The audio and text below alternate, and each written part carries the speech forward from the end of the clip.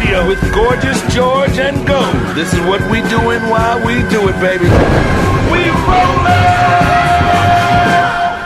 Covering MMA from all over the world, this is the premier stop for all your combat sports needs. MMA Junkie Radio, the only show broadcasting live from the Mandalay Bay Resort and Casino in the fight capital of the world, Las Vegas, Nevada.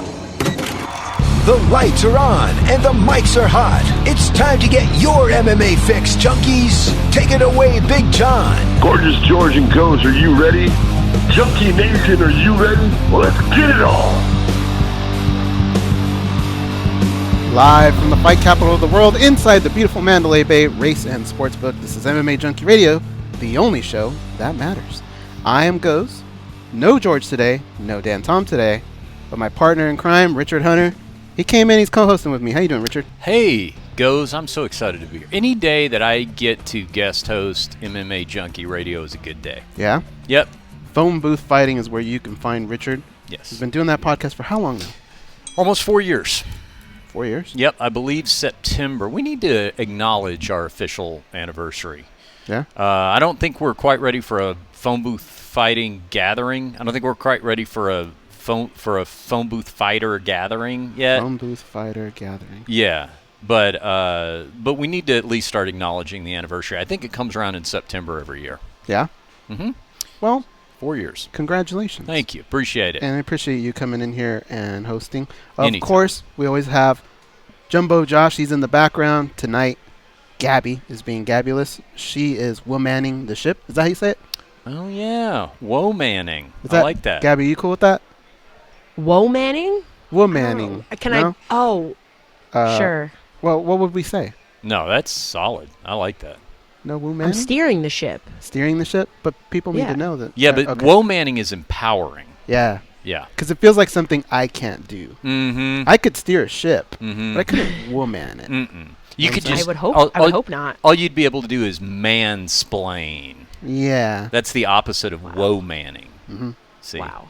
Whoa Manning is That's power. a lot of puns. It's a lot of puns in 10 seconds, guys. Mansplaining is dismissive. Yeah, I agree. Mm-hmm. Plenty to talk about on today's MMA Junkie Radio Show. We will be joined by Chris Leben. We'll be also joined by Juan Archuleta. But we want to jump in really quick and talk about the lightweight division right off the bat. Great. A lot of news, which, by the way, both Richard and I, we will get to this. But we both got to tour the UFC Apex Center. Unbelievable. There's a lot to talk about there. There is. And when there were scrums with Dana White, and he was in a good mood, and he was letting go of a lot of stuff. It was pretty fun. But we will start off here with the lightweight division. John Kavanagh is giving his opinions on Conor McGregor and Nate Diaz. It's something that he wants to see happen again. And I think a lot of people were on board for a long time. But the longer it drags out, not the less I want to see it, because I'm down. I kind of want to see who would win the third fight. But it's starting to not make sense anymore. Before, it felt like at any time you could revisit it. Is there 1-1? And boom, there you have it. But now Nate Diaz is kind of going away from it. He doesn't really want to talk about it no more. He doesn't feel like Conor deserves a third fight with him. Conor has just kind of talked about so many other people that now it feels like it's just not really genuine. Like, we used to feel like they had not this hate, but, well, maybe a little hate towards each other. Mm-hmm. It feels like it's not there anymore. It's just not in the place that it used to be. What do you think, Richard? I disagree. I think it makes a lot of sense to do. Right now? Yep. And I think it makes way more sense than doing Conor and Khabib right away again for a couple of reasons. Mm-hmm. One, let's just talk about the Diaz brother factor, and particularly with Nate. When I look back on their place in mixed martial arts, as big as some of their accomplishments have been inside the cage, one of the things I think I'm always going to credit the Diaz brothers with in their legacy is remaining relevant despite incredibly long periods of inactivity. And when I say relevant, I mean say the name to the MMA fan on the street and they are interested. Hey, did you know one of the Diaz brothers is fighting Conor McGregor this weekend? Great. How long has it been since they fought? 5 years? Don't care. What is it? $50, $60? I'll pay it. So they've got that Diaz brothers magic touch going for them where that's concerned. Secondly, they're 1-1 apiece. This sport is still young enough that legit drama-filled trilogies are few and far between. I mean, we can think of just a few of them, and count them on one hand. So there's always room for one more good trilogy, a rubber match. And they were competitive fights way more so than the Conor and Khabib matchup. Now, here's the flip side of that. I think what would be really bad for Conor McGregor right now is to fight twice in 2 years, which is what it would be by the time October rolled around. That last October was the first fight with Khabib. And for him to lose, especially if it's somewhat decisively, in 2 straight fights. I don't think he needs that on his brand right now after being away. So I suggest this. You're about to have Nate come back against Anthony Pettis. Awesome. Go see what happens with that. But assuming he wins, Nate and Conor, let them fight on the big New Year's Eve card. And you know who else you put in that in the main event? Khabib and Tony Ferguson. And then you have, or if you can't put, I know the whole thing about you can't put Conor in the co-main or whatever, but I don't care. That's what I want to do, okay? And then because I've also always liked the idea that you've got 4 welterweights or 4 light heavyweights or however the contenders mix is, so that if one of those fights falls out, you've got a replacement. The whole card isn't scrapped. Some Khabib gets hurt or whatever, no problem. Tony fights Conor, however you figure it out. But I would like to do those 2 fights and then have those 2 winners face off. That's my idea. All right, so let's break this down. Here's something that we did hear today, and it was from Ibrahim Kawa, Anthony Pettis' manager. He was saying he thinks that with a win over Nate Diaz, it's actually Anthony that would get the shot against Conor McGregor. Okay, I could see that, but my question to you is, if Nate Diaz were to lose that fight, would you still want to see Conor and Nate? Say they had somebody else for Anthony Pettis. Yeah. Would you still be excited about it? Let's say he gets. Does it matter how he loses? If Anthony Pettis just mops the floor with him, would you still want to see it? Yeah. I think that's fine just because it's Conor and Nate. Now, if Conor is interested in getting right back to a title shot, that's going to diminish that. Yeah. Okay. So neither one of us is in favor of that. Right. So we'd have to put that off to the side for a minute. But just in terms of a compelling matchup, yeah, sure. I mean, when boxing has been at its best, to me, it's when titles have been secondary. The number of times I always use this as an example, but one of the greatest series in the history of boxing was Marco Antonio Barrera against Eric Morales. Now, some of those fights were for titles, some of them weren't, and I'll bet anything that most people can't tell me which was which. They just know each fight was great. Yeah. And so I've got no problem with the titles being secondary, and I think Nate and Conor are a primary example of when that can exist in MMA. So, yeah, I would be fine with that. The main thing I want to do is just keep everybody on track. We talked about Dana and the tour of the Apex facility, which we're going to talk about in a little bit. But one of the things that he said when I was there with him yesterday was he was talking about this past weekend with boxing and Tyson Fury knocking out Tom Schwartz and how that's all awesome, but Tyson Fury should have been fighting Deontay Wilder, or Anthony Joshua, should have been not taking a detour and then getting knocked out for his troubles. And that's one thing I've always liked about Dana, is that he is, let's strike while the iron's hot. Let's get this thing done right now. Who knows what tomorrow holds? Let's do it today. So for all those reasons, yeah, I'd be fine with going ahead and doing Conor and Nate. And I think Conor kind of needs that to come back to, Kavanaugh talked in that article about, wanting to give him his drive and desire back and all that kind of stuff. I think Nate Diaz is the perfect person to bring that out of him, because Conor knows, literally he knows that fight can go one of 2 ways. He can either lose it like he did the first time, or he can win it like he did the second time. I think that's their lifeline fight.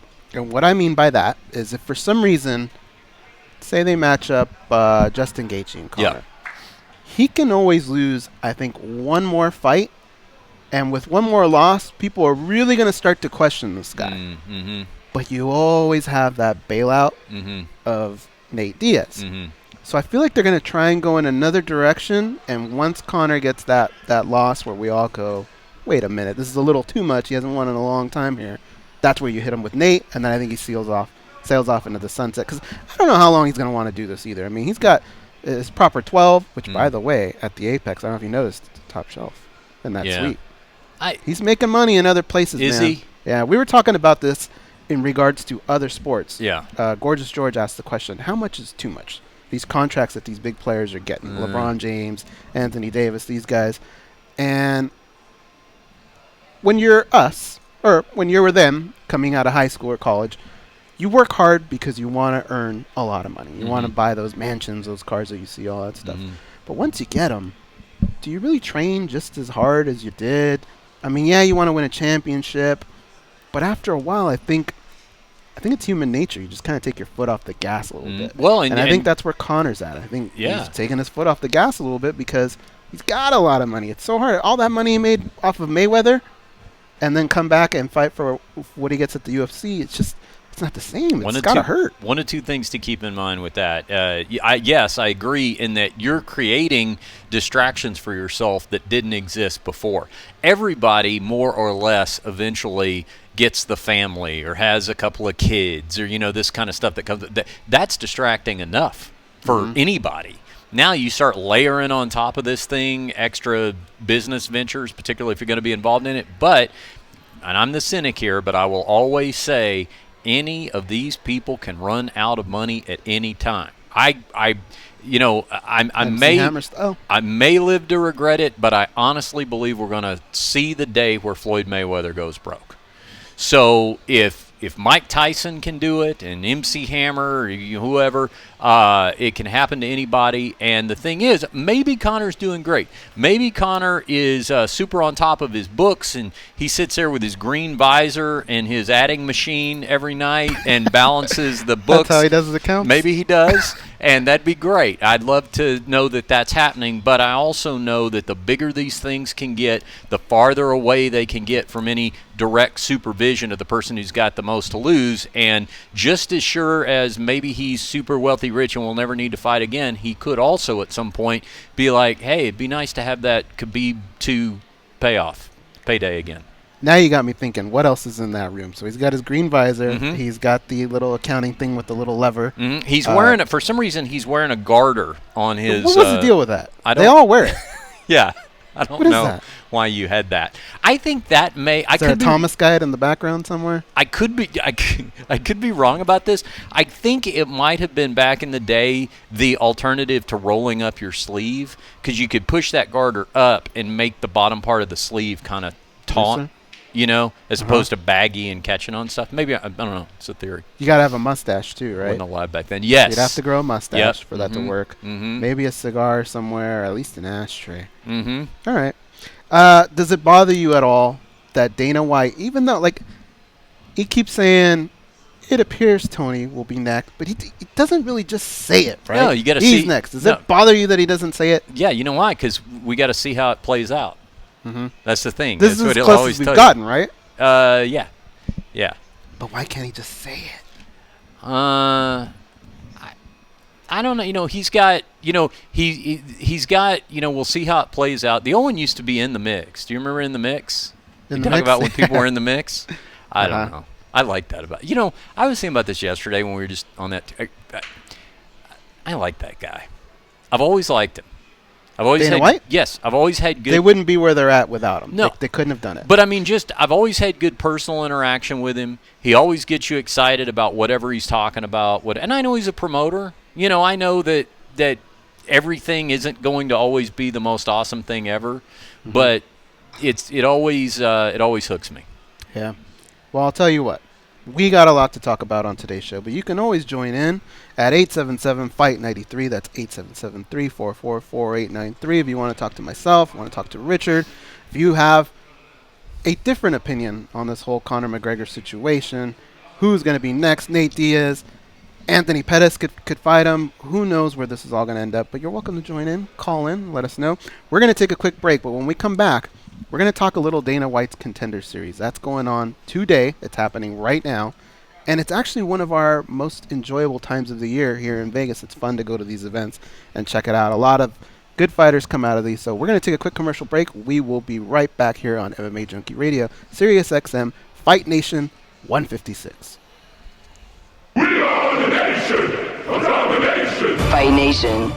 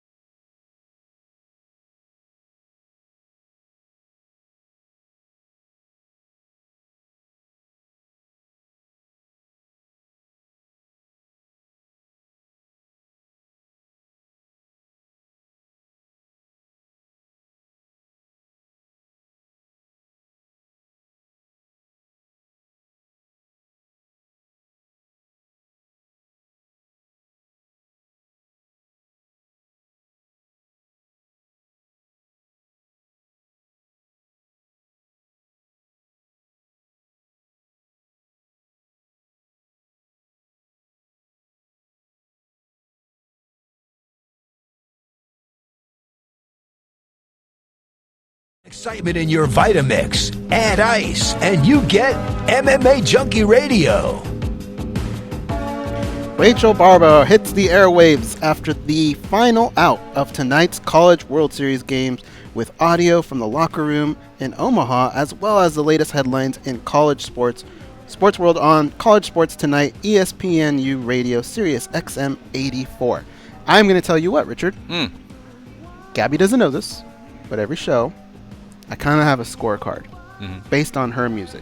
Whether it's her, Andre, Josh, I give them 5 stars, 4 stars, 3 stars, 2 stars, 1 star, 1, 0, whatever. That was a 5-star for me.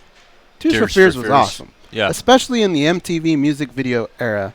They were the first ones to kind of go lazy, like Shout. Most of Shout was just them playing. When everybody else was trying to do something cool, there's like, how about people just watch us play? Phil Collins would do that too. So that was a good one, Gabby. One of the interesting things about Tears for Fears is there's 2 of them. One of them has probably one of the most basic, bland names in the history of pop music, and the other one has one of the most exotic. And what are those? Kurt Smith, if I'm not mistaken. Okay. I believe it's Kurt Smith.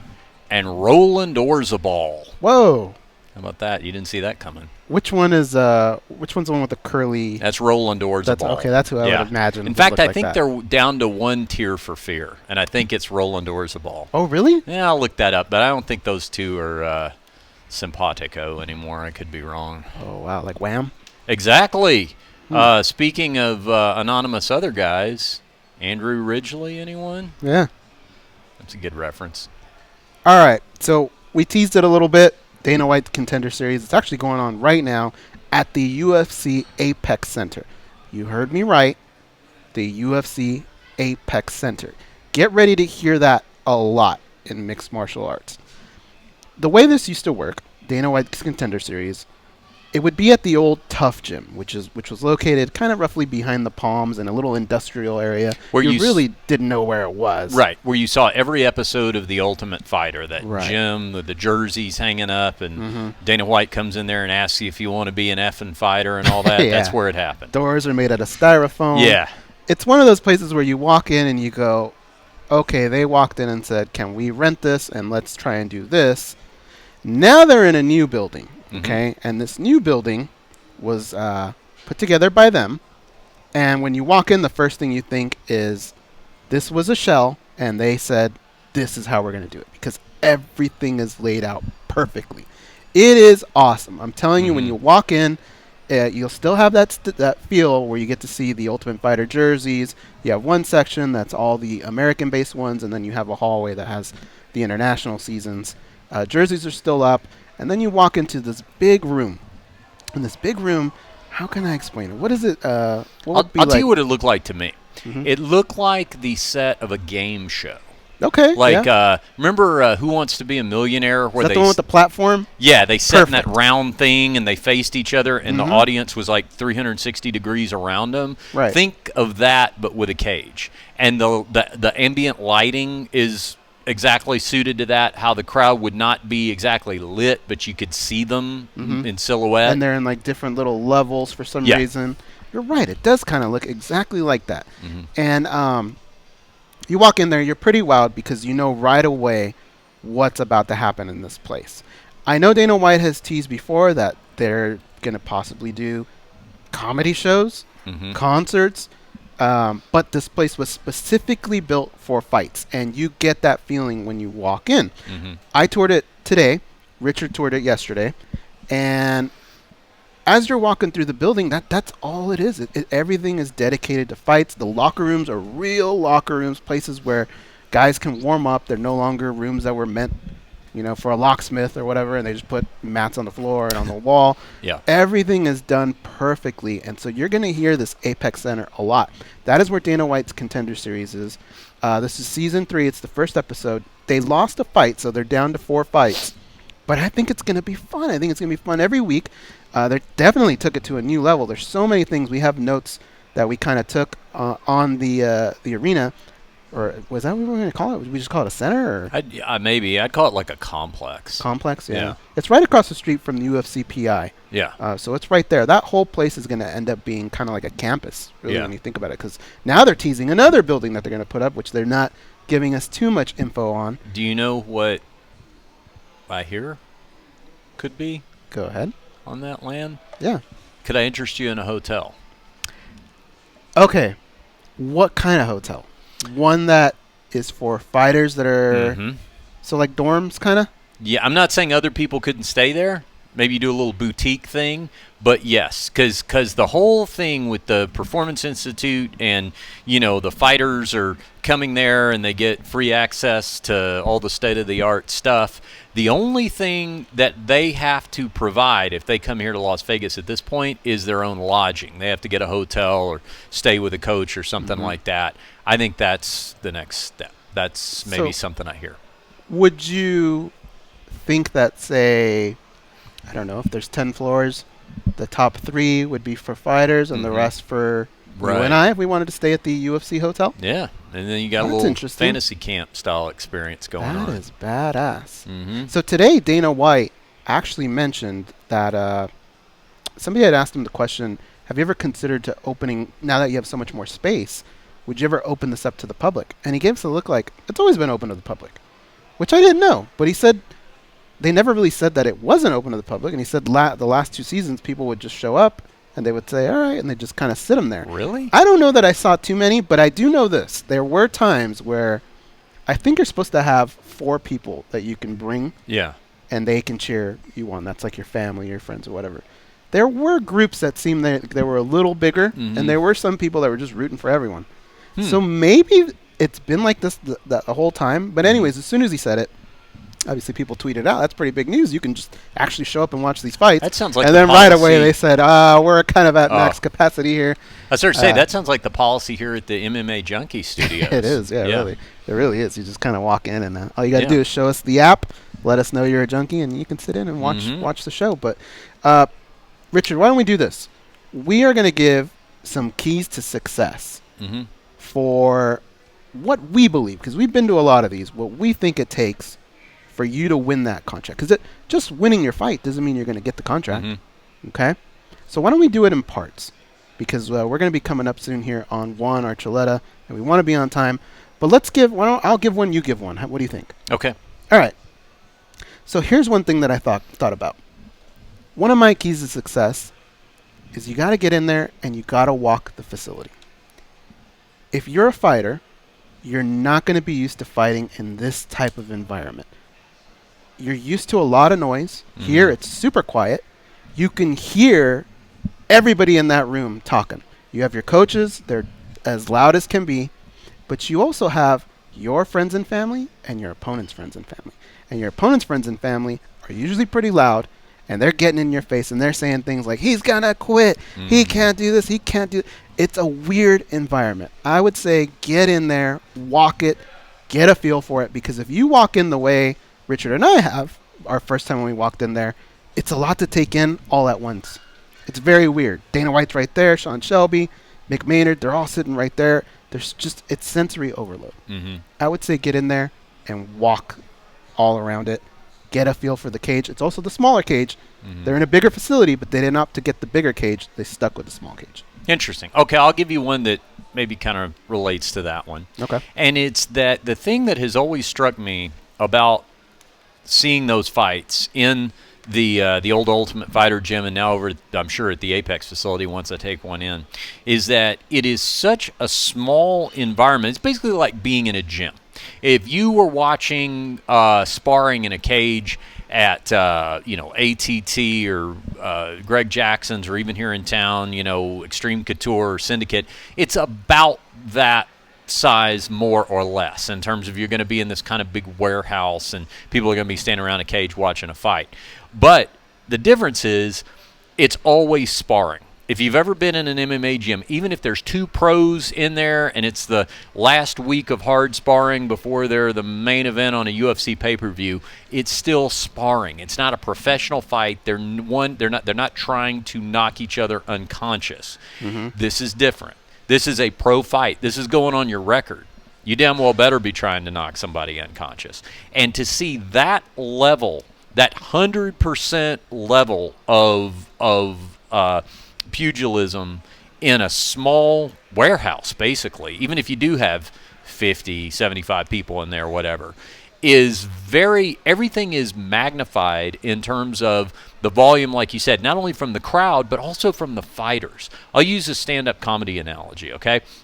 You could be doing the same stand-up act in front of a theater of 2,000 people, or you could be doing it in a club with an audience of 50. If you're doing it in that club with an audience of 50, all your facial expressions, any noise you make, grunts, groans, gasps, whatever, is going to be magnified. Be aware of that as a fighter. I'm not saying you can stage anything, but know that anything impactful that happens, anything visceral, is going to be noticed that much more, and particularly it's going to be noticed by the guys who are sitting at the table at ringside, cage side, who are going to determine whether or not you get that contract. Be aware of that. Yeah, I can think of a few people that maybe benefited from something like that. But here's what we're going to do. We have Bellator, I'm going to call him a money weight, Juan Archuleta. He's on deck. He's going to be coming on the show here. So we're going to take a quick commercial break. When we come back, we'll come back with him. We'll talk about his win over Eduardo Dantas. We also have Marco from Waco on hold. There's people in the queue, so make sure you call in 877-FIGHT-93. Get in that queue. We can all discuss this later. We will be right back on MMA Junkie Radio here on SiriusXM Fight Nation Channel 156.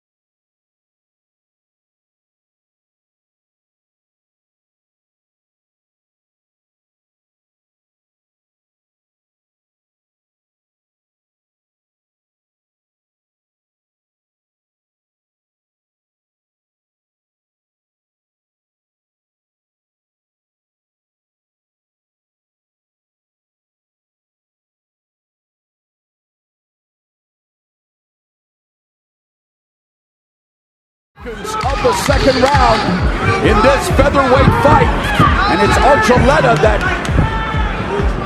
comes in with his Ortiz attacks and then backs out. What a right hand! A walk-off KO by the Spaniard, Juan Archuleta. Oh my God! All right, we're back here on MMA Junkie Radio. Today it's Goes and Richard Hunter. Gorgeous George has the day off, as does Dan Tom. But we have on hold the Spaniard, Juan Archuleta. I'm calling him a Bellator money weight, but he may correct me. Let's bring him on here. How you doing, Juan? What's up, guys? What's up, dude? What's up, man? Now that's just I'm just gonna lead off with that. Are you a Bellator money weight now? That's what they're calling me now. Yeah, I like it, dude. So yeah, let me give some background on how all this started. This is one of the weirdest things you'll hear, Richard Hunter. I was at Planet Fitness. Okay, that is bizarre. That is weird. Oh wait, there's more to the story. Oh, sorry. That's a good fat joke. I was at Planet Fitness, and usually there's nothing on that I would ever want to watch. I know there's usually a Keeping Up with Kardashians, a cooking show, which is really odd at a Planet Fitness. But I look over in my peripheral vision, I saw what I thought was Juan Archuleta's face, really quick. And by the time I looked over and fully looked at the screen, it was now Ryan Seacrest. And I'm like, all right, well, that doesn't make sense. You know, maybe I'm just seeing things. But I felt so strong about it. So I sat there, passed my workout, which means I went over a mile. And I go, you know what? I know that's Juan Archuleta. And sure enough, he pops up. Ryan Seacrest is right there. He's on their show. And I wanted to ask you, Juan, how did all that come about? And you were great on that, by the way. Oh, thank you. I appreciate it. Well, Mark Consuelos and Kelly Reaper are good friends of mine, and from the show Kingdom, and his son Joaquin, who's a stud, great kid. Trained them with some wrestling, did some wrestling stuff over summers, and they were saying, hey, we hear you're fighting in Madison Square Garden. Let's get you on the show over here with live with Kelly and Ryan. I said, oh, I would love to, and next thing you know, I'm out there choking Ryan Seacrest out. It's funny because I was watching people's so unless you're really tuned into the channel there, you don't know what's going on. So there's no audio. So I'm watching people's reaction, and they're watching it, and they're trying to figure out what's going on. And you see Juan pick up Ryan Seacrest, and he's running around with him. And people were losing their mind because they kept tapping each other, going like, "Are you watching this? Yeah. Like, what is going on there, dude?" I was laughing so hard.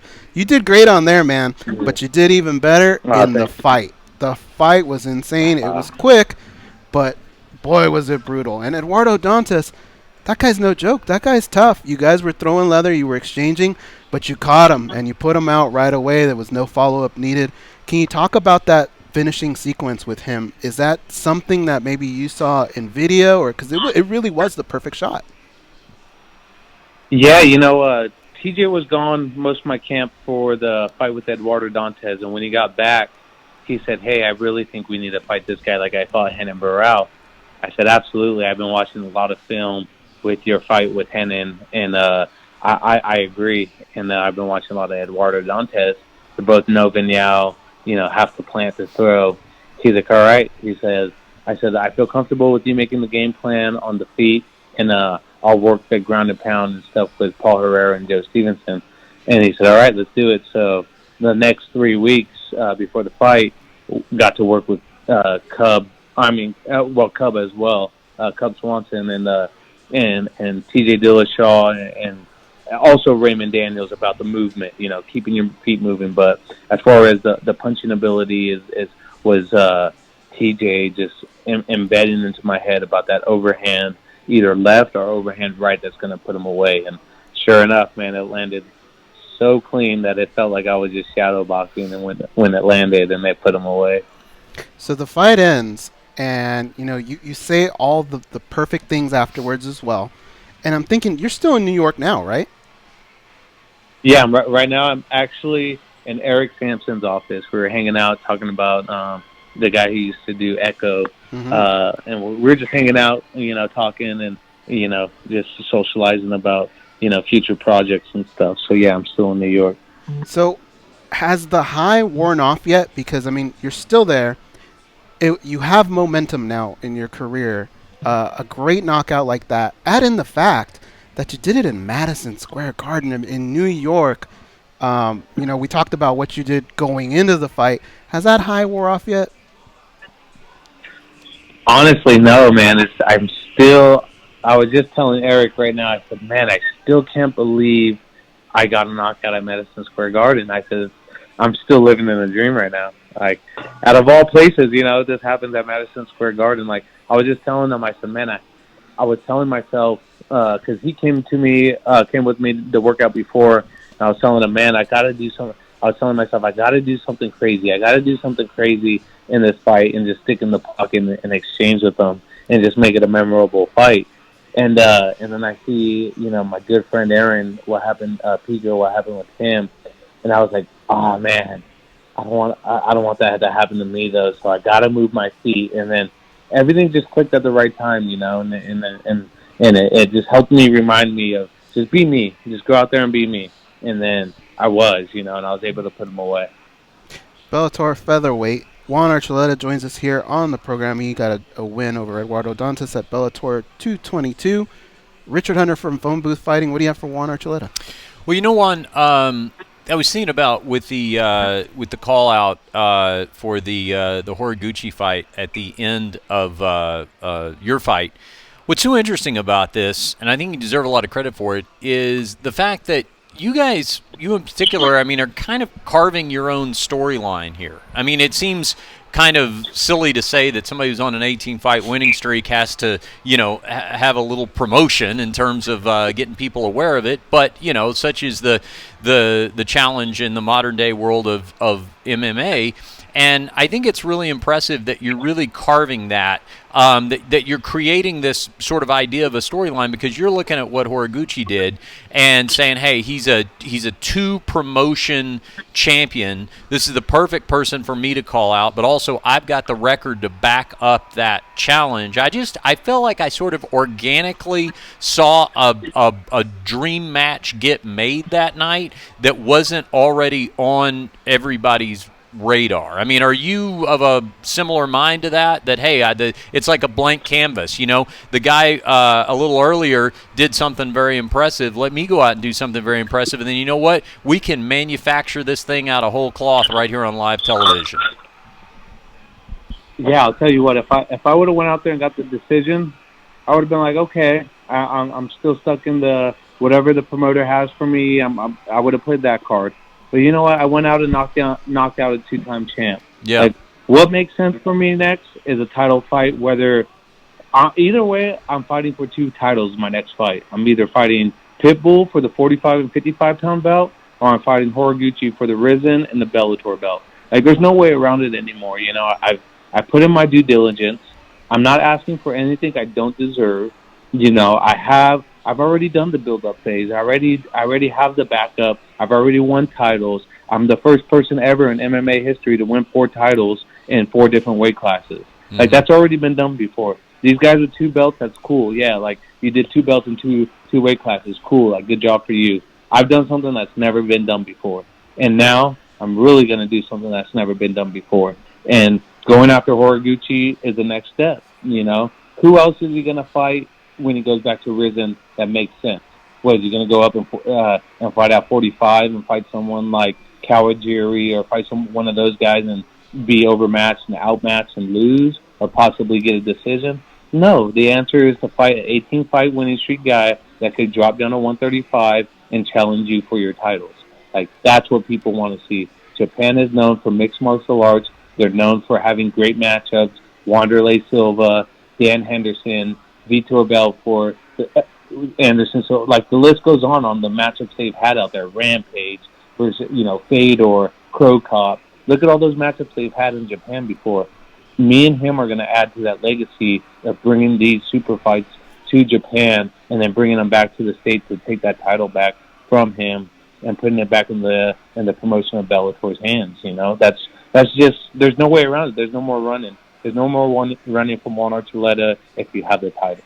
That's it. That's plain and simple. Juan, I think another interesting thing about your current place is that, we started out the interview talking about the Kelly Ripa and Ryan Seacrest appearance and the Kingdom television background, stuff like that. And I think that's interesting because a lot of fighters, if they're going to get involved in that sort of thing, go mainstream, get movie or television opportunities, a lot of times that comes after they become MMA superstars. You're in an interesting position because as you've been ascending the ranks, you've been gathering this kind of experience, you've been making these kind of contacts, and I would think that would really better prepare you for the level of true superstardom, because you're not going to be experiencing all that for the first time. It's kind of like you've been gathering up all that stuff as you've been coming up. So by the time you're main eventing cards consistently for Bellator, none of that's going to, I would think, be as much of a distraction for you as it would be it's actually something I've got in my toolbox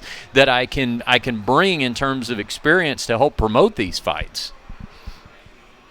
Yeah, and that's what taking your time does, thankfully, by the Lord, opening the doors of opportunity that He's given me, and having Joe Daddy Stevenson with all the contacts and the limelight he's had, and all the people that I've been around, T.J. Dillashaw, Cub Swanson, and everyone else.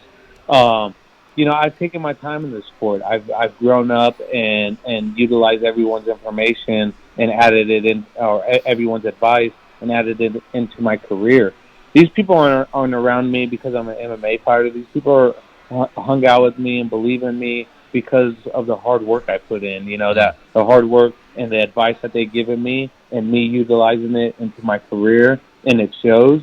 That's why these guys are around me. They're around people every day, and, being able to hang out with Nick Jonas after he killed the performance, and him and his brothers are killing the pop scene. He shoots me a text message and says, "Hey, let's hang out. We've been on this journey together. We've been rising together. It's time for us to celebrate, and I need to talk to you."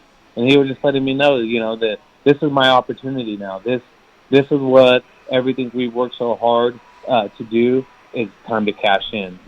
I've got to Madison Square Garden. I got the knockout that reached Sports Center. He said, just enjoy it now. It's time to reap what you've been sowing. And so being able to hear advice from him like that, and him telling me that he's been, following my career after every big show that he's had. He wanted to be at the fight, and he FaceTimed me after the fight and after his performance, and he knew the outcome already. He knew in his heart that, him being on the Kelly Ripa show the day after me, it's not coincidence, that we're coming up together, and he obviously he's had a great career as a young adult, and now he's really starting to flourish in his older years. And we've been on this journey together, and it's been paying dividends. Bonus question, if I could, just quickly, if I could. If you had to analyze a fight between the Jonas brothers, how would you break it down? Strengths and weaknesses of each sibling going into the cage. Man, Nick Jonas is very athletic, picks up everything the first time you show him. Joe's definitely fights the silent but deadly type brother. I haven't got to hang out with Kevin much, but I just feel like he could put some stuff together. Sounds compelling. He puts it all together. Yeah. And then so they all have their advantages. So that's how I would break that down. Nick as being the super athletic, Joe as being the calm, cool, collective George St. Pierre type deal, and Kevin just knowing how to put it all together. I like it. That's interesting. Hey, Juan, now we know who you want next, and I've heard you say it doesn't really matter where that fight ends up. You want it. But one thing I was thinking about was the knockout, Madison Square Garden. A lot of people grow up dreaming of things like that. They dream of fighting in the fight capital of the world. In mixed martial arts, there's this MMA soul that has to be fed, and I think one component of that is fighting in Japan. Is fighting in Japan the cooler route of the two for you to actually do it over there? Say you got to fight and win a title over there? I mean, I've been trying to get into Japan, Risen, when I was out there with with I'm sorry, Terry Treblecott. You know, when I was with King of the Cage, they were trying to lock something down with Kawajiri and the Kron Gracie. I'm sorry, I was running blank on names. But yeah, they were trying to lock that fight down with me, and I ended up signing for Bellator. So the dream has always been to go there and just keep fighting and growing up in the sport, you know. But now it's time. Now it's time that it's the right time to go there and fight for the title. It's time to, you know, Saki was out here and he got to witness what I'm able to do and the MMA aspect that I bring to the world, and it's time to bring the right matchup to Japan fans again. Well, you got us all excited about it, and it makes 100% sense to me. That's the route I would want. I think that's the route the fans want. So hopefully it's something that you get, Juan. We're out of time here, but we want to thank you for coming on MMA Junkie Radio. Before we let you go, is there anyone you want to thank? Any sponsors? Anybody that got you here? Oh, yeah. I want to thank all my sponsors. Monster, Snyder Services, Legacy Builders, Elite Sports USA, CBD, MD. You know, just all the guys that's been helping me out, my teammates, Training Lab, Sam Calavita. He's been there for me since day one. My mom, my dad, my sister, my brothers, my wife, and my kids that are always supporting me. Most importantly, just, you know, God, you know, he's created this opportunity for me, and I appreciate everything that he's done for me. All right, and Juan. I want to thank you guys as well for having me on. Thank you, you know, for your fans for tuning in and listening. Thanks for coming on, man. We appreciate it. Hell yeah. All right, we are going to take a quick commercial break. That was Juan Archuleta. Thank you for your time. When we come back, we'll continue on here with the Dana White Contender Series, our little tips to as how you can win. Don't forget, you can call in 877-FIGHT-93. That's 877-344-4893. This is MMA Junkie Radio on SiriusXM Fight Nation Channel 156.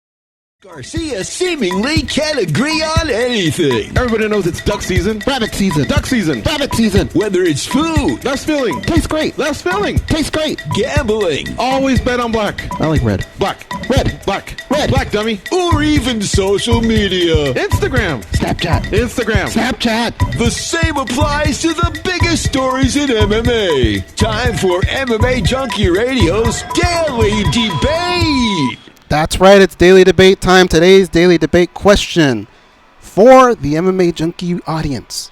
Here we go. With Dana White's Contender Series returning tonight, we want to know which alum you think has the best chance of a future UFC title shot. Here are your options: Ian Heinz, Sean O'Malley, Antonina Shevchenko, or other. If you're going to go other, let us know who it is. Richard Hunter from Phone Booth Fighting.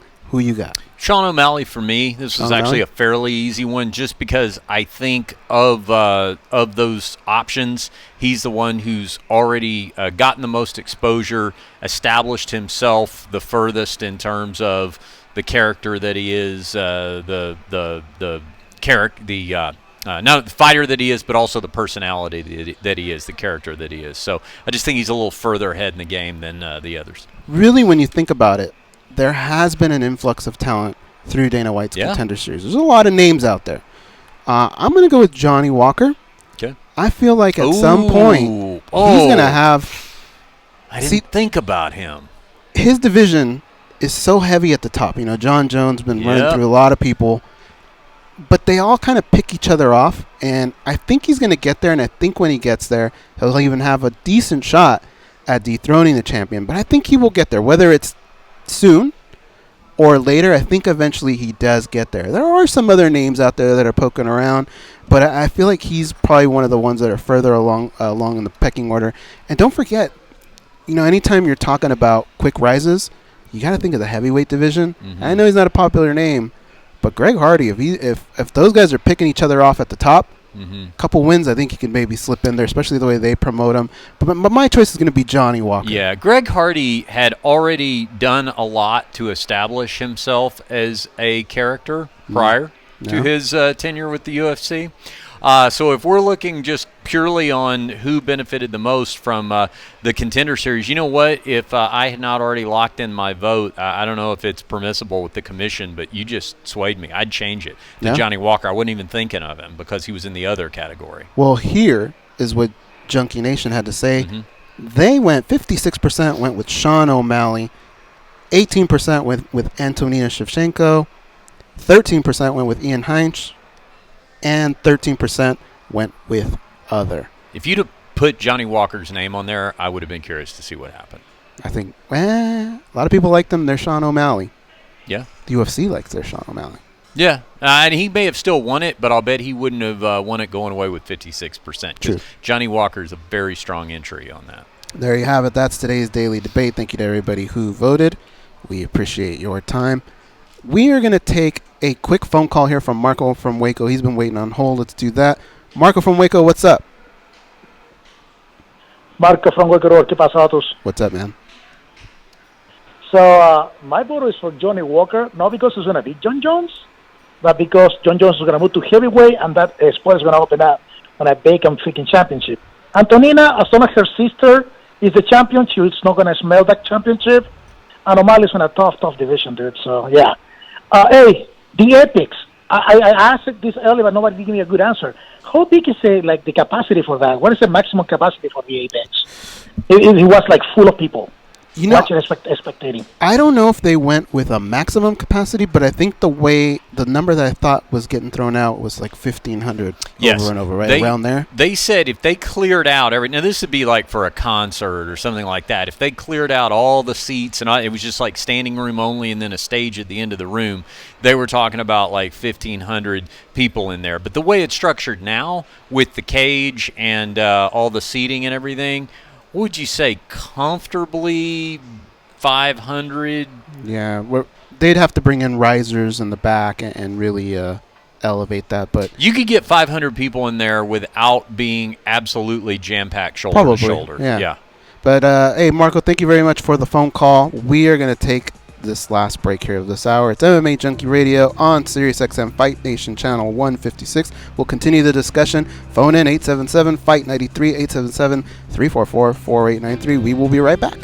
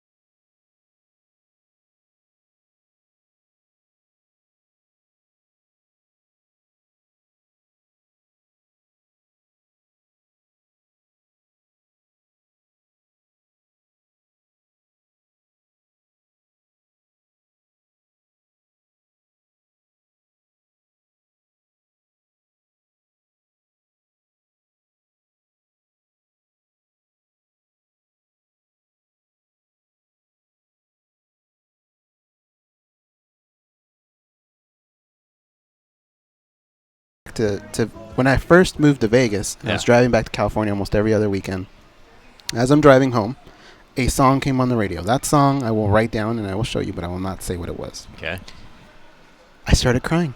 I had no idea why, and I started crying. And I have probably about 5 of those songs. Mm-hmm. But I figured out why. A girl broke up with me at a school dance, and that song was playing. Yeah. I had been holding that on since junior high. Yep. And I'm glad to know that other people have the same pain I have. Now, Africa does that to you? Maybe not specifically, but it reminds me of that era. Now, the flip side of it is this. The song that I think about positively where that's concerned, ironically because of the nature of the song, is Chicago's Hard to Say I'm Sorry. Okay. Because the genesis of our relationship, mine and Julie's, was that we couple skated together at the skating rink, and it was to Chicago's Hard to Say I'm Sorry. And for the one and probably only time in my life, as we're couple skating, I'm thinking in my head, I hope they play the extended version of it so it lasts longer. You know the end where it has the upbeat and they go, when we get there, gonna jump in the air. It's got the horn parts. Yeah. Yeah, and they did. So it lasted longer. Was this roller or ice? Roller. Okay.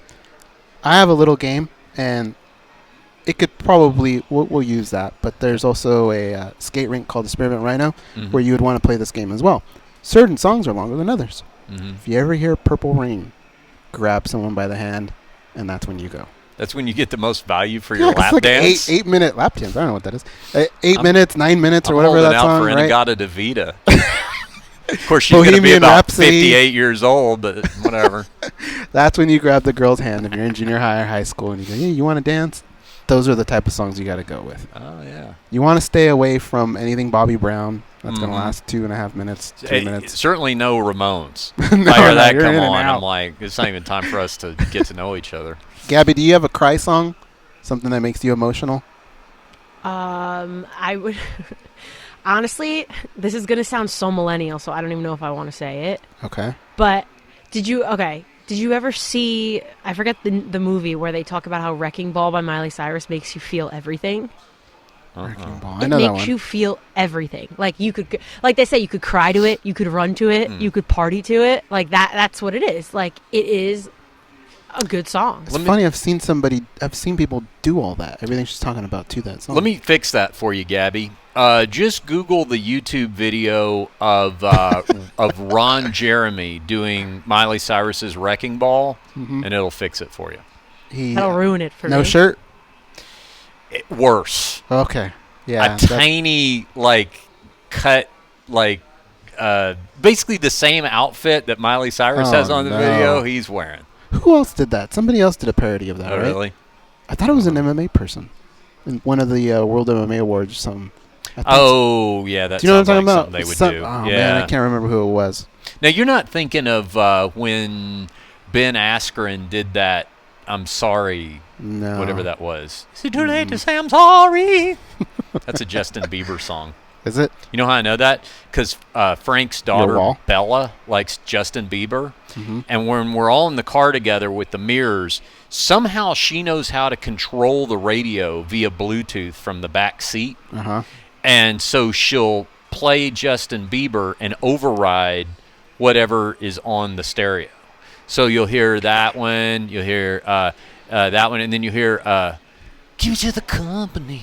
I'm going to beat you to this company. He has that one, too. Are you talking about Justin Bieber, the almost MMA fighter? That's what you're talking about? Yeah, those are the two Justin Bieber hits that I can name. I assume they're hits. I gotcha. Why don't we continue on here a little bit with some of our keys to what you need to be successful to win the contract, and then we'll talk about Scott Coker. Today's the 5-year anniversary of him taking over from Bjorn Rebney, running Bellator. We'll talk about all the good things, the positives, and the negatives that he's done. You went first last time? No, I went second last time. You went second? All right, you go first this time. Okay.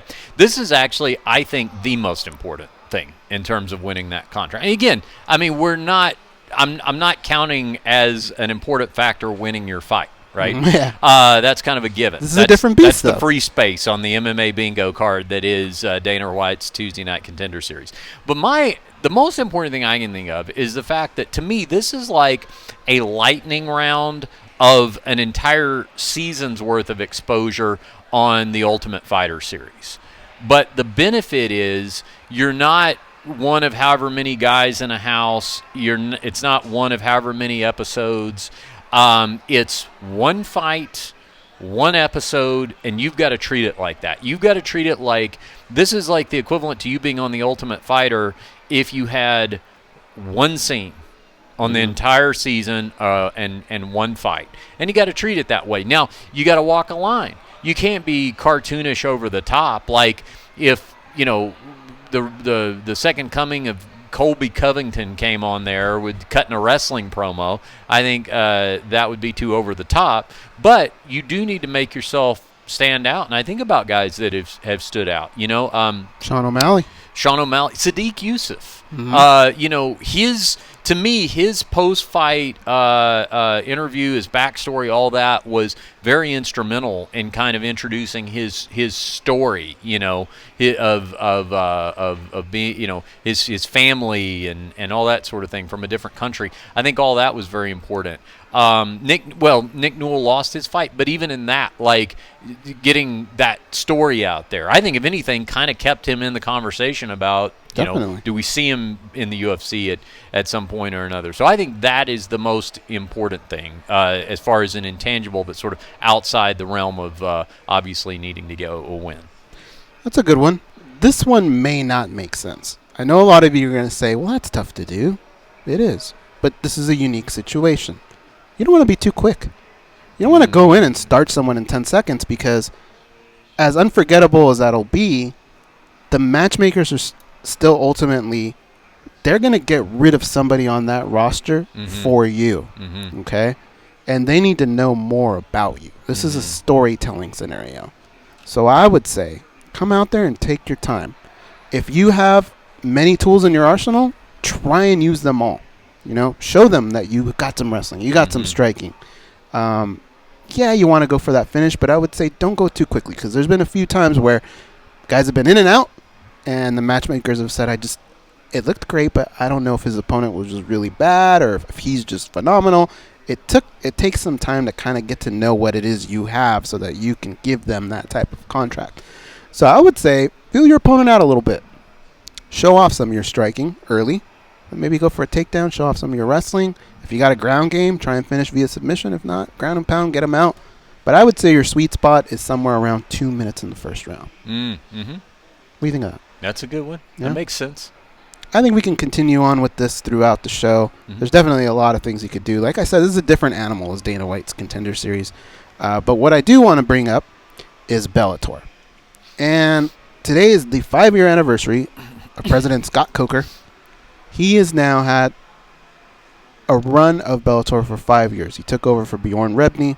And early on when he came on, we kind of, I don't know if you're going to like this, Richard, but we kind of compared it to college sports. Mm-hmm. The first couple years when a new college coach takes over, it's hard to really grade them because you're kind of dealing with leftover athletes from the preseason. They inherited a program. Yeah. And there's a different philosophy. You have certain contracts that you gotta work out. Mm-hmm. It takes a while before you can say these are my guys now, and this is what I'm doing with. This is the direction that I want to go. You're kind of cleaning up usually somebody else's mess at first and trying to add in your ideas.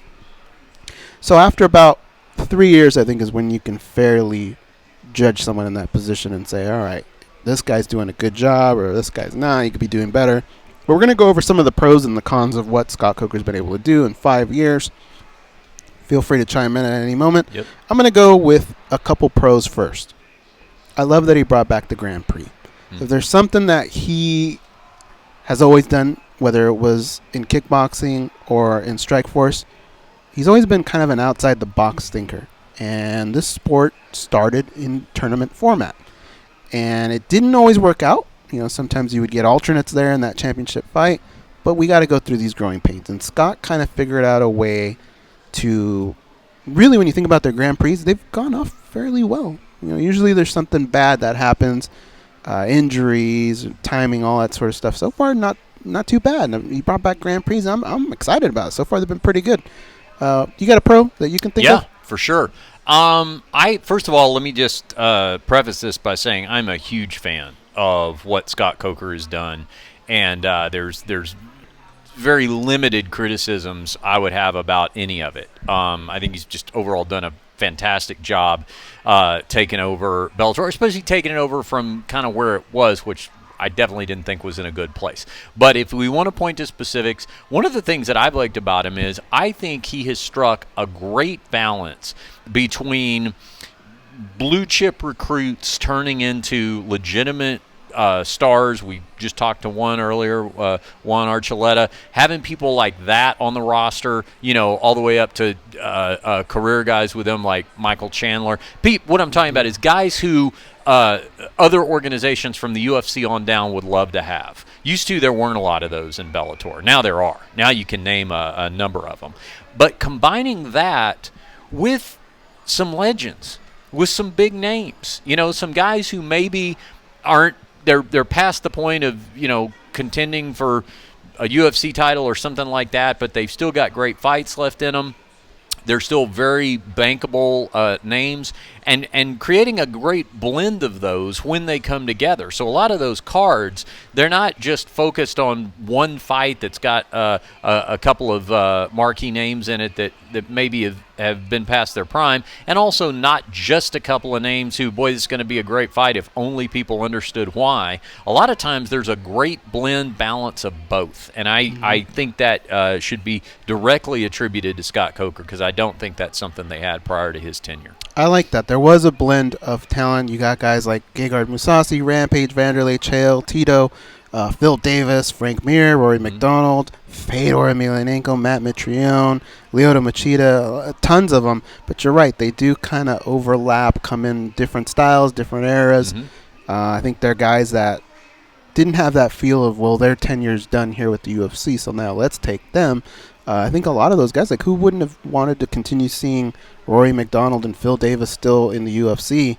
They were able to lure those guys over, and I thought it worked out for some of them. Some of them didn't so much, Benson Henderson. But I like that one. I'm going to come back with a pro and a con tied into the same remark. Okay. The con is I hated losing Jimmy Smith. I thought Jimmy Smith was really good at what he does, and he just had that. It was a voice you were used to hearing with Bellator for a long time, and Jimmy Smith now also a member here of our Fight Nation family. Really good at what he does, but that one kind of hurt. Now, they replaced him with Big John McCarthy, who I think has been doing a phenomenal job. And Big John hasn't really been doing it that long, but he's a natural at that. The positive that I'm going to tie in here also has to do with the broadcast team, and that's bringing in Mauro Ranallo. I love Mike Goldberg. A lot of people are going to say, well, what about Mike Goldberg? Yeah, Mike Goldberg's good too. But the thing about Mauro Ranallo is if you look at the history of combat sports, and you... As kids, we would grow up and we would hear certain voices that were attributed to special moments in our lives. Mauro Ranallo, for this next generation, anytime you see these Manny Pacquiao highlights or Floyd Mayweather highlights, you're going to hear his voice. And I thought Bellator did a good job of bringing him over to Bellator because now it instantly makes the moment feel important because you hear his voice. And you know that even if you go to the pro wrestling level, you've heard his name on, I think he did an undercard or something of a WrestleMania. So you could even say he's done that. He's done some of the biggest fights in mixed martial arts history. The big Gina Carano fight is one that sticks out in my head. But in combat sports overall, bringing on Mauro Ranallo, I thought was a real good move for Scott Coker. But I also had that little bit of a con in losing Jimmy Smith. That one stung a little bit. Yeah, it's unfortunate that Jimmy Smith is let go at the expense of any of the other positives that you just mentioned. You wish there's just room for everybody, and I don't know if there could be. I was see kind of what the UFC does, right? They have a little bit of a rotation going on now. I think what we're starting to see, and this is not even just pertaining to Bellator, but I think what we're starting to see is more and more fighters being identified as stellar color commentators, or in this case, veteran referee like John McCarthy, who I think does a fantastic job. So it's kind of like, with Jimmy Smith and even with Joe Rogan, I mean, you've got somebody who is a personality and a broadcaster, but who has training background. I mean, used to, that was enough to maintain that position. I don't even think that's enough to maintain it anymore, because then if somebody comes along who has those attributes, but they have also been a professional fighter or a veteran referee like John McCarthy that everybody recognizes, then I think those guys are always going to get a stronger look because they're going to bring that cachet of a personality to the broadcast. But I'm with you. I mean, Jimmy Smith, it seems like an unnecessary loss, and at the same time, John McCarthy seems like a no-brainer addition. So ideally, you would want him to be able to have both. But yeah, great point. Do you have a con? I know you say you didn't have very many, but do you have one? I do. I have a strong one, actually. Okay. Strong for me anyway. And I don't know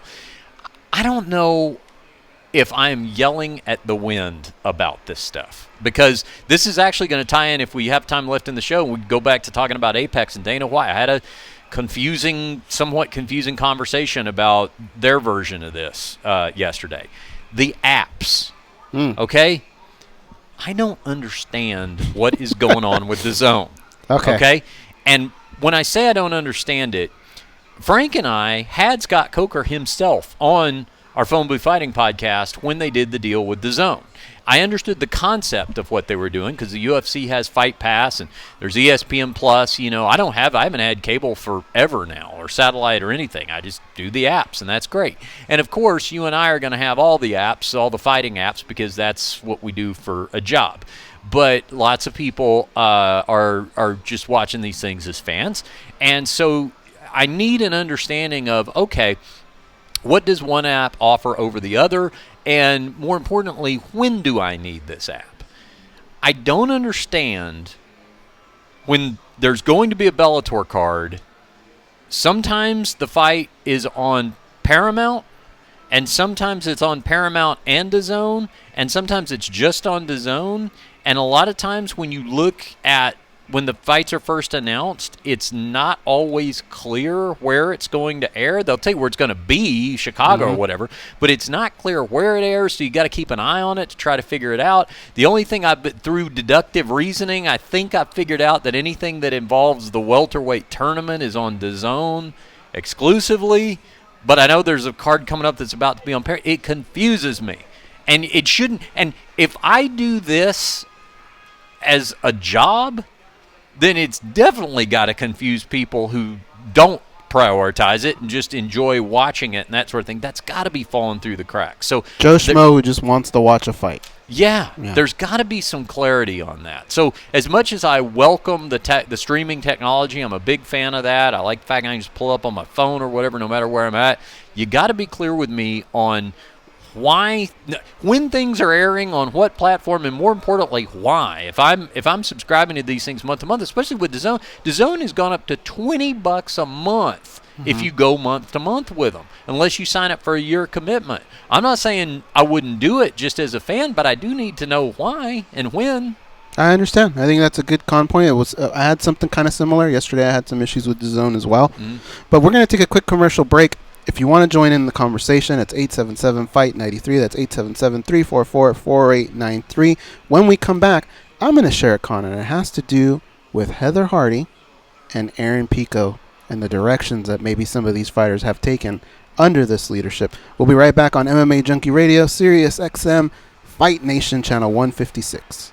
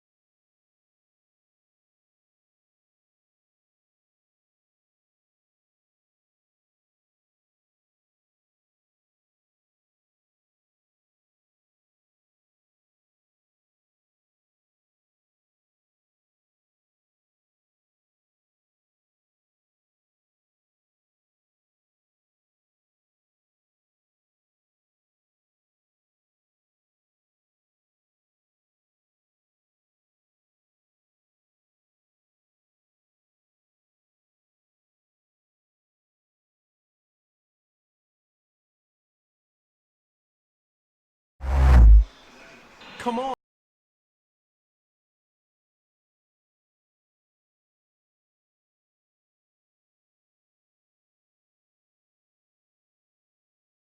Minute 13 now left, and there's that head kick, and now there's the knee! There's the knee! Caught him! Burridge just caught Pico with the knee! Burridge defeats Aaron Pico! Mamma mia! Oh my God! What a comeback!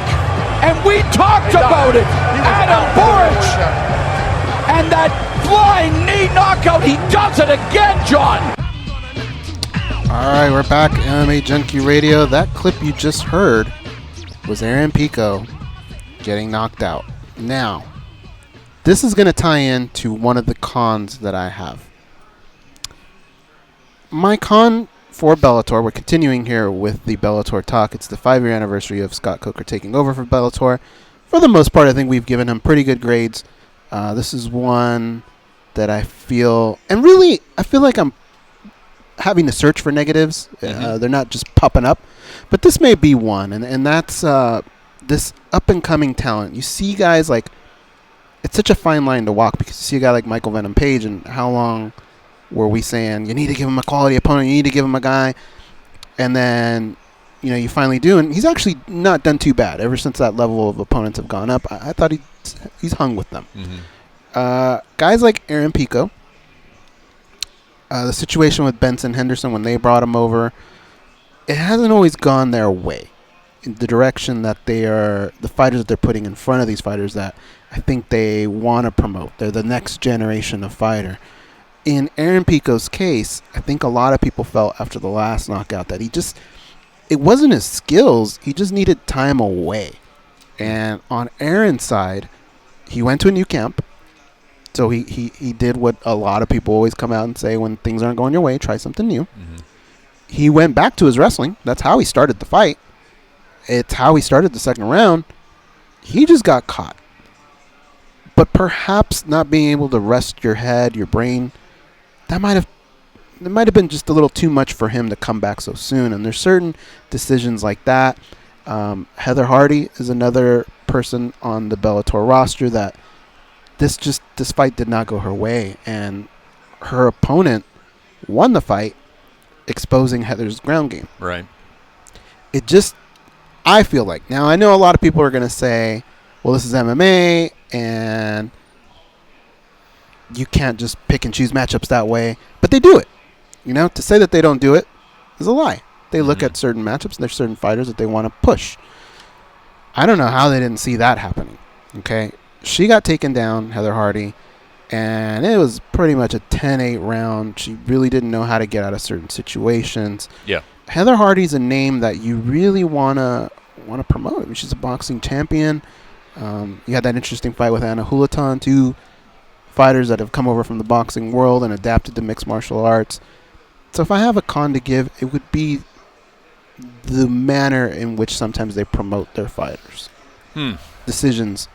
Yeah, well, with regards to that, I think, and I'll objectively say, I think at this point there's still more of an upside with Aaron Pico than there may be with Heather Hardy moving forward in martial arts competition. But I think what could factor in here is varying degrees of optimism when it comes to those fighters, fight after fight, depending on the outcome of the fight prior. So where they're at in terms of how much they want to push or promote or how they want to match up a certain fighter like Pico or like Hardy when it comes to their debut or when it comes to their sophomore efforts may be different than where they're at 4 fights in, because maybe 5 fights in, because they start to look and go, okay, well, maybe we need to temper our optimism. Like, for example, with the Heather Hardy situation. That fight, to me, the issue wasn't so much that she lost the fight, but if we don't see her fighting, I don't know what her plans are moving forward. She goes back to boxing or whatever. But right now, the last image I have of Heather Hardy is being mounted and extending her arms like she's trying to punch from the bottom, which one is not going to knock out your opponent, but two is jiu-jitsu 101 for here's 2 arm bars. Yeah. So, I mean, that kind of stuff. I understand you're, world champion boxer, so the other stuff you're catching up on, all that kind of stuff. But listen, there's catching up, and then there's basics, and I'll put it this way. This is how basic it is. I'm qualified to tell you about it. That's how basic it is. So you see that kind of thing, and you're like, well, no, you'd be an idiot if you didn't talk about her world-class boxing pedigree. But clearly, that and that alone is not enough to be putting her in the spot. She's down on the undercard this time, right? Pico and her were on the undercard. But yeah, okay. So that makes sense. That's better. That's better than, the feature attraction on a nationally televised fight or whatever. But I think what happens is maybe the expectations have been dialed back. And so they're kind of looking at it going, well, yeah, we don't want to just throw them to the wolves and spend them totally. But at the same time, maybe we need to get what we can given where we thought we might be as opposed to where we actually are. Yeah. All right, let's do this. Let's take another break. We have Chris Leben. He's going to be coming up here. He's fighting Dakota Cochran at BKFC 6, Saturday, June 22nd. We will talk to him when we come back on MMA Junkie Radio, Sirius XM Fight Nation Channel 156.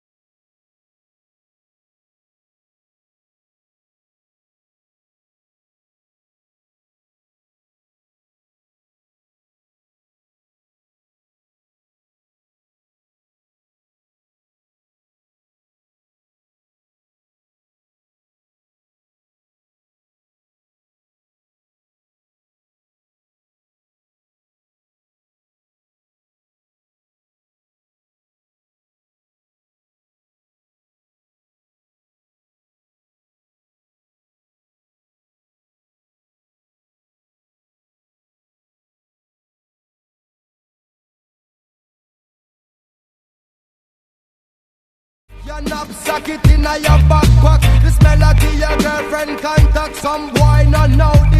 right, we're back. MMA Junkie Radio. I'm Goz. That's Richard Hunter filling in for Gorgeous George today. We got one of our favorite fighters here on hold, Chris Leben. He is going to be fighting at BKFC 6, Saturday, June 22nd at the Florida State Fairgrounds in Tampa, Florida. I'm going to be tuning in. You guys need to tune in. Richard, are you tuning in? I'm tuning in. It's going to be fun. Let's bring him on. Chris Leben, how you doing? Doing well. Thanks for having me. Chris, it's an honor to have you back on the show. And today was a little bit more of a special day, knowing that you're going to be on, but also what we did today. We toured the UFC Apex gym. And as we were doing that, with the Tough Gym being gone and all that, walking through there, but seeing all those jerseys still up from the Ultimate Fighter and seeing that very first season jersey was so cool. And just remembering Chris Leben and going, all right, we're going to talk to Chris today. I can't believe where we are at in this whole journey. And here we are talking bare knuckle with Chris Leben, who's taken the bare knuckle like anybody. I mean, like, he seems really, this seems like this might be your calling, man. How do you like it? How's the road been so far? Well, so far so good. I mean, just the hardest thing really is the training camps. I'm a little bit older. My body's been through a little bit more. But as far as, the sport itself and the style, I really feel like it was designed for the way that I fight. Mm-hmm. So when we talk to fighters, no matter what point in their career we talk to them and we talk about their training camps and their preparation, the one thing that they all have in common is there's always changes being made. There's always tweaks going on, and nobody's really found like that correct recipe. And I think a lot of fighters come on and say, well, that's the correct recipe is not to have the correct recipe. In bare knuckle now, you've had a couple camps here.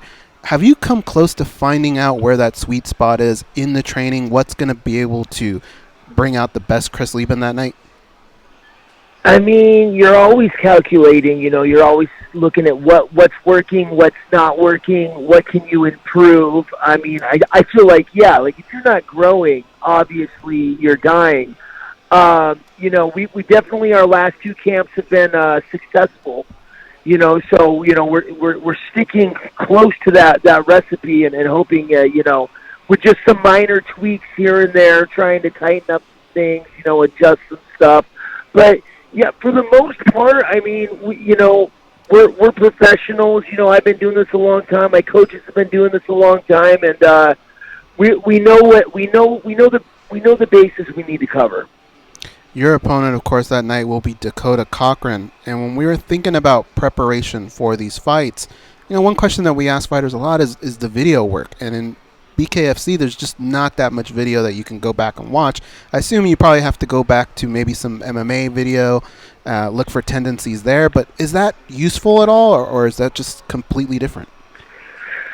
I think it is, definitely. You can definitely spot stuff about their striking habits, the way they circle, simple stuff. Ultimately, this is fighting. It's not football. I like to watch video, but I don't know that you get as much from it in our sport. My goal is always to impose my will on my opponent and make him play my game. So I feel like watching too much video sometimes can be counterproductive. Because then you're out there waiting for him to do what you think he's going to do and trying to guess what he's going to do instead of worrying about what it is that you want to do to him. So that being said, it was a last-minute change. He's polar opposite of Brandon Ward. Brandon Ward throws these long, straight punches, will knock guys out from the outside. Dakota Cochran, he's moving forward all the time. He's a little bit of a bully when it comes to fighting. He starts off really aggressive, drops his head offline, throws these big looping punches. I mean, we all saw what he did to Johnny Hendricks. That, he made short work of Johnny Hendricks in that first bare knuckle show. And, definitely a lot of last-minute adjustments to make watching the tape for him. Chris, in talking to you throughout the years and hearing you in other interviews, we've kind of learned a lot about your life and just how combat sports has worked as a release for you. And I thought about this last fight and how quick it all happened. Were you able to achieve that release that comes from the training camp, everything that's happened in your life? Did it happen too quick for you? Well, I mean, honestly, when it comes to bare knuckle, especially after watching, Rudolph Jason Knight fight right after me, I'll take a win. If I get a quick win, I'll take it. It's great. Ultimately, I did have some things I wanted to showcase. I wanted to show a little bit more than just a brawler, showing the technical striking I've been working on the last few years. I didn't necessarily get a chance to do that. So, hopefully this next one, I'll do that. But, ultimately, the camp itself is the release. The training, the hard work, the grind, the pushing through, and the going out and knowing that what you did work, you got the job done. So, I mean, from that aspect, I'd say, yeah. The only thing is, the biggest thing was I didn't get a lot of time off. It was, hey, we want you ready. We want you ready to fight again. So, I took a week off, and then I was right back in the gym. Chris Leben is our guest here. He will be fighting Dakota Cochran at BKFC 6, Saturday, June 22nd, Florida State Fairgrounds in Tampa, Florida. I'm going to turn it over to my co-host, Richard Hunter from Phone Booth Fighting. Richard's got a couple questions for you. Richard, what do you have for Chris Leben? Yeah, Chris, I actually had a conversation on my own show with my co-host Frank Mir about this bare knuckle, and he was saying that he thinks it's actually safer in a lot of aspects than traditional MMA, and his point was that, yeah, you're getting more cuts, superficial cuts. Certainly you're seeing the blood on the hands, which is the same blood that would be on gloves, but it's more dramatic when it's on the white wraps or whatever. Right. But that the hands themselves are, the bones in your hands are fragile. And that it's actually with the absence of the padding, it actually probably tempers a lot of what's going on, because you land a blow in the wrong part of your opponent's head, you're going to break your hand, things like that it can actually temper that in certain aspects. So do you think that the visuals of it, the cuts and the blood and that sort of thing, is a little misleading in the sense that when it comes to the actual safety of it, there may be aspects of it that are safer than traditional MMA bouts? I'd have to agree with that. Kind of the analogy that I was using is it's similar to like football versus rugby. To the untrained eye, you go, wow, these guys don't have any pads on. They're running at each other. But the truth is, there's more finesse involved. You can't just grit things out. You can't just smash full force. You've got to be more calculated. You've got to be more precise. And I think that's the same thing with the bare knuckle. I mean, you can't hit a guy 500 times. You can't wing overhands off the top of somebody's head. In this sport, trust me, I tried on my first fight. Good thing it worked, because I don't think I was hitting with that hand again after that. Right.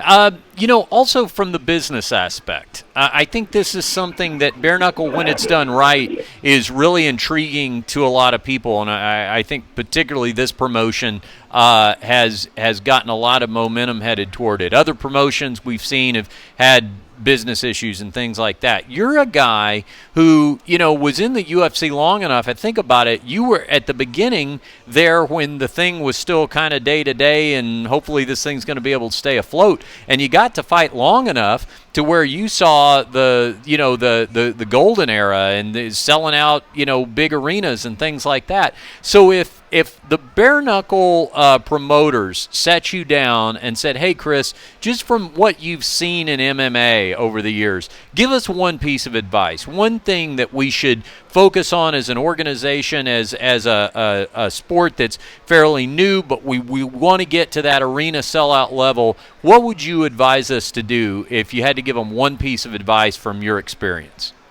Well, I'll give you two. One thing I think is where the golden recipe, is the fact that, MMA has gotten so advanced and so saturated with fighters, and the ground game is so advanced now, to the untrained eye, people don't know what's going on sometimes. I mean, it's like, if you would have had to play college basketball to even understand what's going on in the NBA, everybody understands a fist fight. You know what I mean? You know, so from that way, it's appealing, I think, to more people already. Now, that being said, I think the next part of the recipe is exactly what they're doing. You know, as the show progresses, every show has gotten bigger. The press has gotten bigger. They've done more to publicize, and they've went out and sought those names that are going to sell seats. You know, you're only as good as your fighters. You know, and so, you know, you gotta get names. You gotta pay for the names. You gotta put the names on the card.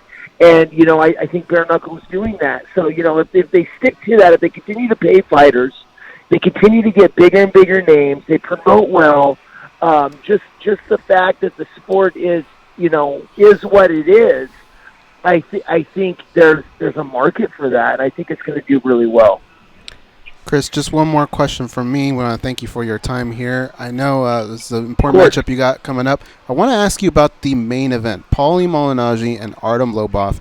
We've all been talking about this for some time now, but the one thing that we've noticed is it's starting to create a little bit of a divide there between almost creating a little bit of a rivalry between boxers and mixed martial artists. And I wanted to get your take on that. In the back, when you guys are all getting ready or whatever, do you feel that same way? Does everybody kind of get along, or is there still a little bit of a divide between those two art forms? I don't see that in the back, but definitely in my gym. You know, we've got a big boxing program at my gym. We've got a big MMA program at my gym. You know, and you see this, and what it tells me is they're doing the right things. They're getting a whole nother group of eyeballs. By bringing in Paulie, they're getting a lot of people that wrote Bare Knuckle off as a sideshow. A lot of traditional boxing fans that normally said, you know, hey, this isn't real boxing. These guys aren't skilled. They wouldn't even have given it a chance. And now those people are going to be tuning in, and you know, hopefully after the show they're hooked. So I think from that standpoint, it's a phenomenal matchup. It's great for BKFC. Now, as far as the fight goes itself, you know, I mean, both these, I'll tell you what, after that press conference, because I was sitting right there, I want to watch the fight. I'm excited to watch the fight. I don't know that I would have went to the levels that either one of these guys, especially Paulie, went to, you know, as far as the things he was saying, spitting on his opponent. You know, I thought that was pretty, a little, not exactly, we'll just call it not classy. Not the most classiest way to act, especially for a guy that's you know, boxed at the highest level and, you know, made the money and is a Showtime commentator and everything else. I'll tell you what, it all goes down. BKFC 6, Saturday, June 22nd. Catch Chris Leben. He's facing Dakota Cochran. Yes. Chris, thank you so much for your time. We appreciate you coming on the show. Before we let you go, would you like to thank any of your sponsors, anybody that helped get you here? You know, definitely Genesis Recovery. They're my biggest sponsor. And then my gym, The Arena. If anybody's in San Diego and they want to train with me or come in and train at the gym, get a picture, stop by. We're in San Diego. Our doors are always open. Thank you so much for your time, Chris. We appreciate it. All right. Thanks, guys. Thanks for having me. Thank you. All right, we are going to take our last commercial break here. It's MMA Junkie Radio on Sirius XM Fight Nation Channel 156. We'll come back and we'll wrap up some UFC Apex talk and a little bit of Bellator talk, and we'll wrap up the show.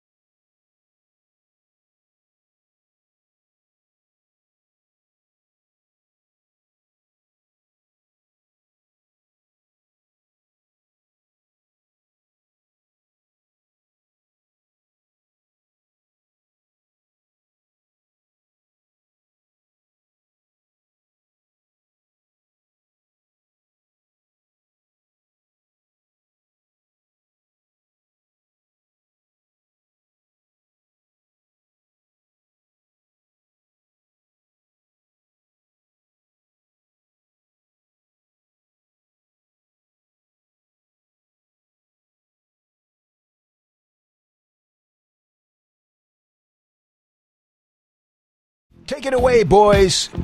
Hear every match of the 2019 Gold Cup on Fox Sports on SiriusXM. Tonight, the United States men's national team, which we are looking at right now, they kick off the group stage play against Guyana. Coverage begins at 10 Eastern on Fox Sports on SiriusXM, channel 83, and streaming on your phone and at home on SiriusXM connected devices and speakers. You know what they have in Guyana? Guavas? Jonestown. Do they? Mm-hmm.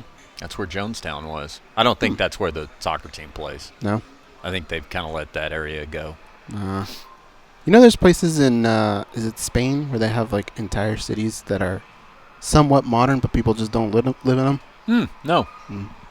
Anyways, that voice you hear, that's Richard Hunter. That would be a terrible place to have a sports team, by the way. Can you imagine? We have a really nice modern stadium, but but there's nobody here. No locals. Speaking of stadiums, by the way. Yes. UFC President Dana White did say that their goal is to have an event, a big one there at the Raiders Stadium.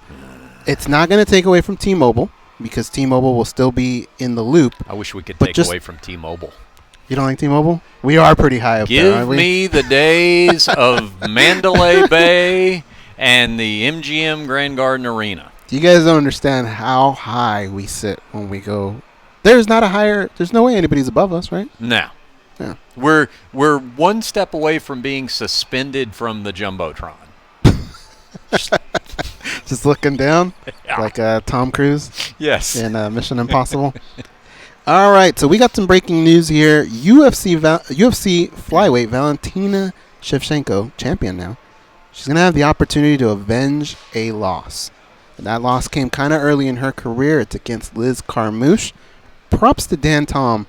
When we were coming up with scenarios of who could be next for Valentina, that is a matchup that he put out there. And I didn't think they were going to go that route. I mean, I get that they have that little rivalry, but I really didn't think they were going to go that right. But he got it right. And makes sense. That's something that was just put out. I believe, Gabby, you said that was Brett Okamoto that put that out, right? Yep, on Twitter. Props to Brett for putting that out. That should be fun. It's going to headline UFC on ESPN 14, which I believe is in Uruguay. Montevideo. Guyana. Uruguay. Oh, so, Uruguay. Man, I want them to go to Peru. Yeah. They won't go there. Why? Anyway, let's wrap up here. A little rapid fire on this Bellator topic that we were talking about. It's Scott Coker's 5-year anniversary of running Bellator. I'm going to give you the last couple cons here. Bellator kickboxing just doesn't feel like it has taken off the way maybe they were looking to do it. Things like Shamrock, Gracie, Dada versus Kimbo, those didn't work out. Things that did work out, the Dynamite shows, going global. I mean, they're all over the place now, all over the world. Yeah, and the deal with DAZN, when it works the way it's supposed to, it's pretty cool. I'm all for having this streaming platform. I just need clarity on it as far as when we're using it. Yeah. Did you have anything else on that? Another pro, I like the Ryzen crossover. Mm-hmm. Yeah. I think that's a good one. That's great. Yeah. I mean, I honestly, that one criticism is the thing. I feel guilty if I give him a B+. I'm going to give this guy an A. I was giving him an A-. I give him an A-. I'm going to give him... I think I am going to go with... I'm going to go with the B+. Because I don't want to be you. All right. You're A-. Okay. I'll be B+. All right. We're going to wrap up here with UFC Apex stuff. Richard Hunter and I both took tours of this facility. Dana White's Contender Series is going on right now in that center. Mm-hmm. Some other things that Dana White talked about, they will be doing boxing there. They're actually going to do an amateur boxing fight here in the next couple months. Dana had also alluded to his son possibly fighting on one of those, so that's pretty interesting. Dana White also said he did sign a 7-year extension, not a 10-year extension. The whole boxing side of this, he says, will be unveiled if everything keeps going to plan in the fall. We'll know a little bit more about that. They are going to bid on some pretty big boxing fights. That I didn't understand too much because I don't know that you can have huge fights in that little complex. No. What does he mean by big, in other words, right? Because you can take mid-level UFC guys, match them up in a main event, and it would be considered a big fight. Mm-hmm. Is that what he's talking about? Because it doesn't feel like boxing has that. Right. I heard him say the same thing, and I took it to mean that when he says big fights that would otherwise be maybe in like a casino ballroom. You know those fights that you see sometimes where the Friday night fights. Exactly. Type thing? Hey, somebody on that card is a big, promising, up and coming contender, but it's not some major marquee matchup just yet. I was thinking like that kind of level. All right. Yeah. UFC Fight Pass is going to kind of have a little bit of a rebirth in the fall. They're going to have tons of different types of organizations on there. Richard was making a pretty good point before the show. Can we talk about that? Yeah. Yeah, the name, Fight Pass. Mm-hmm. Can you still call it that if they're going to be having concerts and comedians? And I mean, he mentioned stand-up comedy, I think, 3 times yesterday, which is, as a stand-up comedian, I'm all for. But I do think you would have to, I mean, Fight Pass is going to be relaunched, and if that's all going to be part of it, I think you might have to rename it.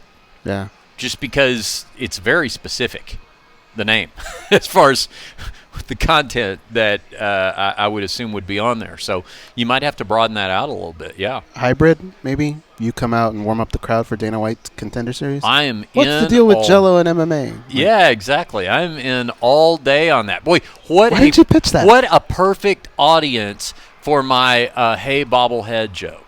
Am I right? Do it. That'd be cool. Yeah, it would kill in that room. We would love that. All right, we are going to wrap up today's show. We want to thank Chris Leben. He's fighting Dakota Cochran at BKFC 6, Saturday, June 22nd.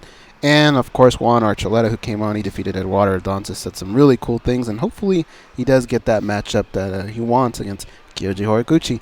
Want to thank Richard Hunter also for coming in and co-hosting. Always a great time when he's in here. Thank you. I'm sure we're going to see a lot more of Richard Hunter. I really would like that. Gorgeous George will be back tomorrow. And Dan Tom will be back on Friday. For everyone else involved, not too shabby, Gabby. Great job today. I am Goes. Everybody else, go out there and be a champion.